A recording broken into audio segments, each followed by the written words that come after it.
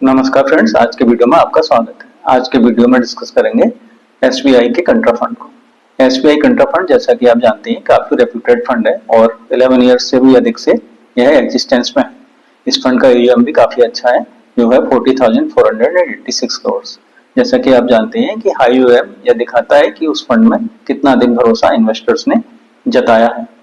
इसके अलावा इस फंड की जो परफॉर्मेंस है वह काफी कंसिस्टेंट है और अच्छे रिटर्न्स इसने जनरेट करके दिए हैं सभी टाइम फ्रेम्स में।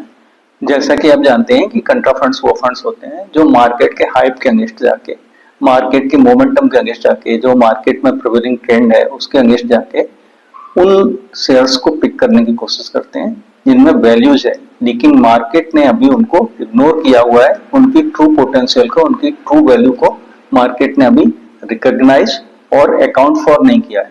तो मूल रूप से मार्केट के जनरल सेंटिमेंट से, क्राउड से पहले उन अंडर वैल्यूड शेयर्स को आइडेंटिफाई करना जिनको अभी ट्रेंड ने, अभी मार्केट ने इग्नोर किया हुआ है और लो वैल्यूएशन पे मार्केट्स में अवेलेबल है, पिक करना ही कंट्रेरियन अप्रोच या कंट्रेरियन स्टाइल ऑफ इन्वेस्टिंग कहलाती है, जिसे कंट्रा फंड्स फॉलो करते हैं।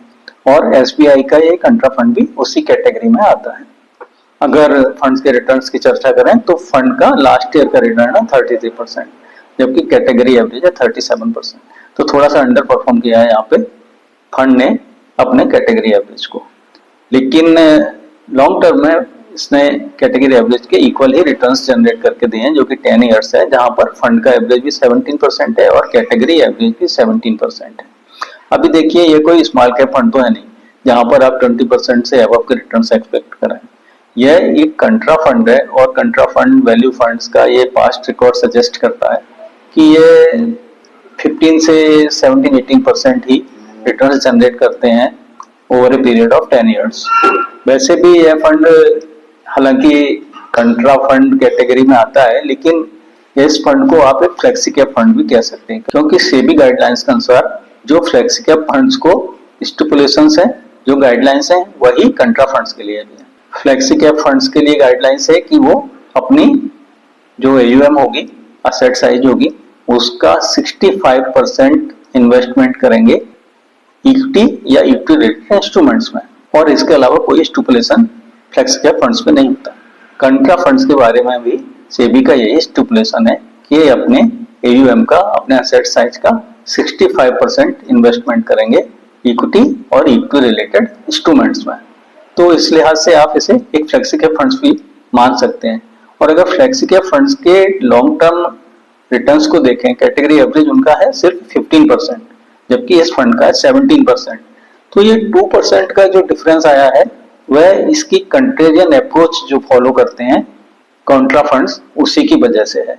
एब्सोल्यूट टर्म्स में देखें तो 10 लाख रुपीज आपके जो 10 ईयर्स बैक अगर आपने इन्वेस्ट किए होते इस फंड में, तो आज उसका वैल्यू होता 48.34 लाख। और वहीं अगर SIP किए होते सिर्फ 10,000 रुपीज की 10 ईयर्स बैक, तो उसका वैल्यू आज होता 37.93 लाख, क्योंकि एक हैंडसम रिटर्न है, अच्छा रिटर्न है, रीजनेबल रिटर्न है।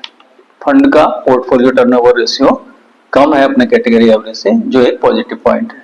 फंड का पोर्टफोलियो टर्नओवर रेशियो है 162%, जबकि कैटेगरी एवरेज है 237%।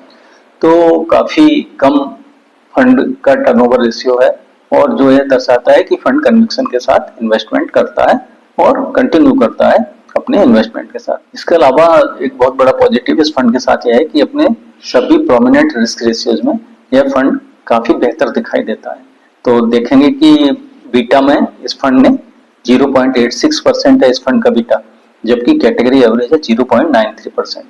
दैट मीन्स कि इस फंड में अपने कैटेगरी के दूसरे फंड्स की तुलना में कम वोलेटिलिटी, आपको NAV में कम उतार चढ़ाव एक्सपीरियंस करने पड़ेंगे। वहीं शार्प रेशियो की बात करें तो वो है 1.40, जबकि कैटेगरी एवरेज है 1.06। यहाँ भी है पॉजिटिव पॉइंट है इस फंड के लिए, क्योंकि शार्प रेशियो जितना अधिक हो उतना ही बेहतर माना जाता है। और वहीं अगर फंड के अल्फा की बात करें, जो यह बताता है कि फंड अपने बेंचमार्क से कितने ज्यादा परसेंटेज पॉइंट आपके अपने इन्वेस्टर को रिटर्न जनरेट करके देगा या दे रहा है, तो वह है फंड का 8.75। मींस कि जो इसका बेंचमार्क है उसके अगेंस्ट ये आपको 8.75% अधिक रिटर्न जनरेट करके दे रहा है। अब यहाँ पर यह बात ध्यान देने की है कि यह जो डाटा है रिस्क रेशियोज वाला, यह पिछले 3 ईयर की परफॉर्मेंस के बेस पर कैलकुलेट किया गया है।